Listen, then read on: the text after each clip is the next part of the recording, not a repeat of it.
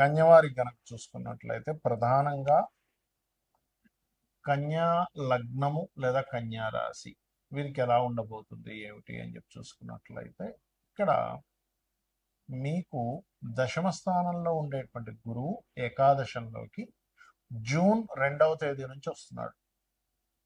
ఆ జూన్ 2వ తేదీకి ఏకాదశంలోకి వచ్చినటువంటి గురువు ద్వాదశ స్థానంలో ఉండే కేతువుని మీట్ అవుతాడు. నవంబర్ 1 నుంచి 25 రోజుల పాటు కలిసి ఉంటారు వారిద్దరు. దాని తర్వాత కేతు కూడా లాభంలోకి వెళ్ళిపోతాడు. 12లో ఉండే గురువు ఇంకో 45 రోజుల పాటు ఉండి మళ్ళీ లాభంలోకి వెళ్ళిపోతాడు.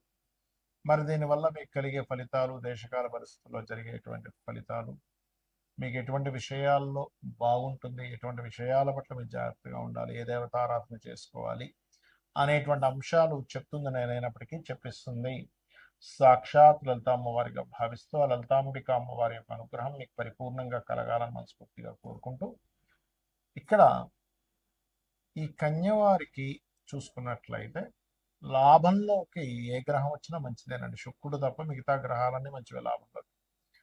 అయితే ఇక్కడ మనకి లాభంలోకి ఫలానా గ్రహం వచ్చింది లాభం ఇస్తుంది, ఫైన్. ఆ గ్రహం ఎలా వచ్చింది అనేది చూసుకోవాలి. ఇక మనం చూడండి, ఎవరో ఫలానా మీకు ఇన్ని డబ్బులు కట్టండి మీకు ఇన్ని ఇస్తాము అని అంటూ ఉంటారు. జెన్యున్గా ఇచ్చేవాడైతే మనకు లాభం. అలా కాదు, లక్షకి 50,000 ఇస్తాం, 40,000 ఇస్తాం, 30,000 ఇస్తాం వచ్చాము అనే వాళ్ళు ఉంటారు. దాన్ని అన్ని డబ్బులు పెట్టేవాళ్ళు ఉంటారు. కొన్ని లక్షలు కోట్లు పోయాక బాధపడుతూ ఉంటారు.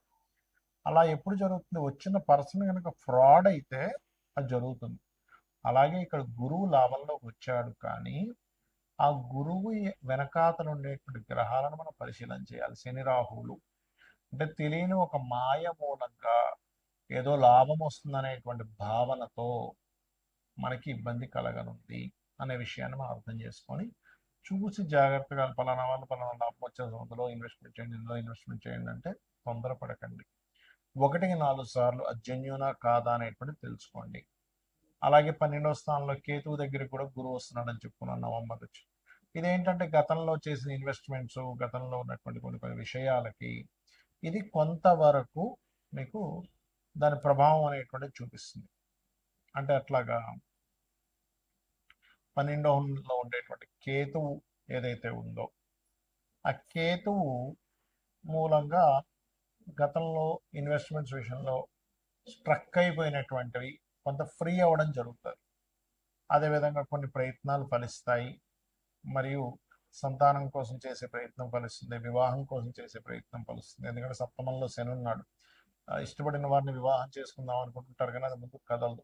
కానీ ఎప్పుడైతే సప్తమాధిపతి యొక్క వీక్షణ కర్కాటకంలోకి వచ్చి ఉంటుందో వివాహం విషయంలో కూడా కొంత అభివృద్ధి అనేటువంటి జరుగుతుంది. అయితే మీకు వివాహం కోసం ఇబ్బంది పడేటువంటి వారు ఓం కామేశబద్ధ మాంగళ్య సూత్ర శోభిత కందరాయ నమః అనే మంత్రం చేయండి. మరియు ఇన్వెస్ట్మెంట్స్ విషయంలో బాగా ఇబ్బంది పడుతుంది అనుకునేటువంటి వారు ఉలవలు దానంగా ఇవ్వండి. అన్ని విధాలా బాగుంటుంది. మనకి ఈ గురువు మార్పు మూలంగా పోయిన సంవత్సరం చూడండి 3 రాసులు మారాడని చెప్పుకున్నాం. వృషభము, మిథునము కర్కాటకంలోకి వచ్చి మళ్ళీ మిథునంలోకి వెళ్ళిపోయాడు. ఈ సంవత్సరం కూడా ఈ పరాభావనామ సంవత్సరంలో కూడా గురువు మిథునము, కర్కాటకము, సింహం. కాబట్టి ఏమిటిది? ఎప్పుడైనా ఇలా మారినప్పుడు ఏమవుతుందంటే మీరు గమనించండి. కావాలంటే రకరకాల రాష్ట్రాల నుంచి ప్రజలు మార్పులు చెందడం, రకరకాల దేశాల నుంచి మైగ్రేట్ అవ్వడం జరుగుతూ ఉంటుంది. Point number 1. రెండవది నష్టము, జీవ నష్టము అని చెప్తారు. మేధిని జ్యోతిష్యం అని ఒకటి ఉంటుంది, ముండేన్ ఆస్ట్రాలజీ. అదేంటంటే పర్సనల్ చార్ట్ కాకుండా దేశాల మీద ప్రభావం చూపిస్తూ ఉంటుంది. అలాగే గురువు ఎప్పుడైతే కర్కాటకంలోకి వెళ్ళాడో వాహన ప్రమాదాలు, నీటి ద్వారా వచ్చే ప్రమాదాలు, నీటి నుంచి వచ్చే వైరస్లు పెరుగుతాయి. కాబట్టి మీరు ఖచ్చితంగా కాస్త మీరు నీరు తాగేటప్పుడు కాచి చల్లార్చిన నీరు తాగండి. ఎందుకంటే అలాగా గురువు మంచి స్థానంలోకి వెళ్తున్నాడు కదా, ఉచ్చ స్థానంలోకి వెళ్తున్నాడు కదా అనిపించవచ్చు.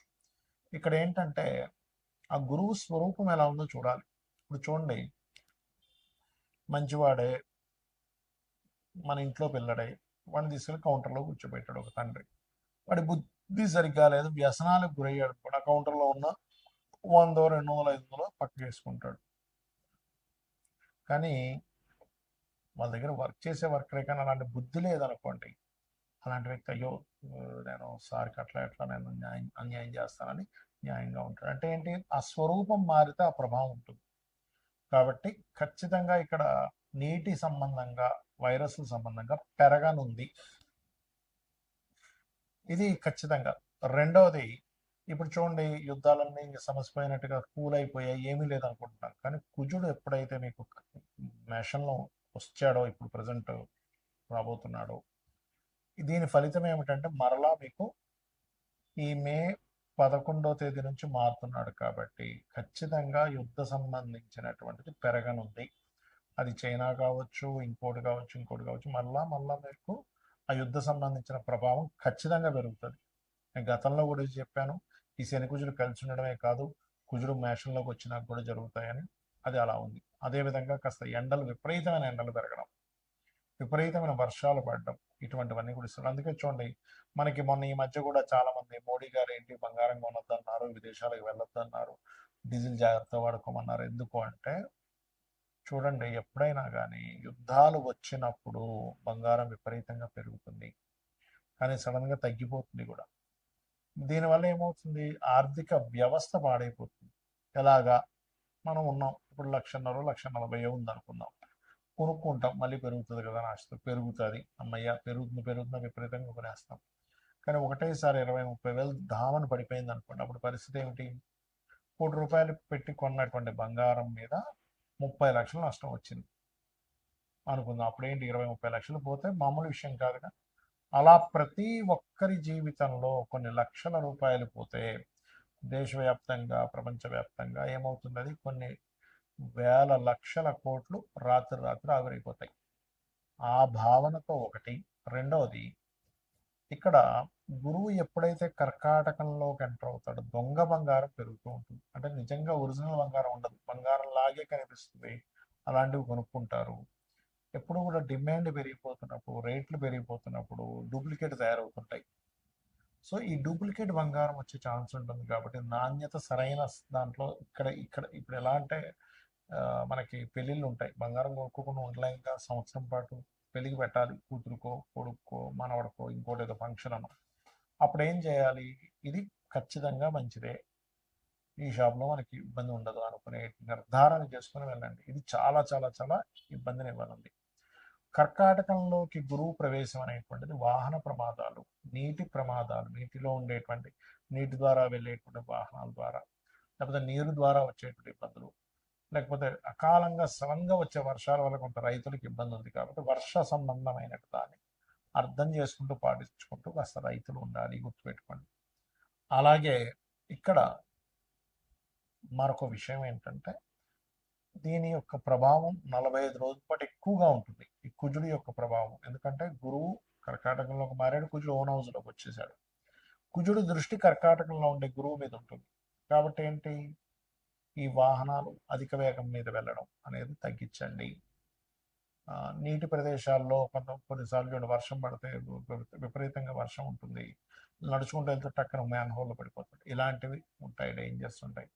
నీటి మూలంగా వచ్చే ప్రమాదాలు, నీటి మూలంగా వచ్చే వైరస్లు, నీటి మూలంగా వచ్చేటువంటి ఇబ్బందులు ఉన్నాయి. కాబట్టి ఈ విషయంలో కాస్త జాగ్రత్త ఖచ్చితంగా వహించండి, గుర్తుపెట్టుకోండి.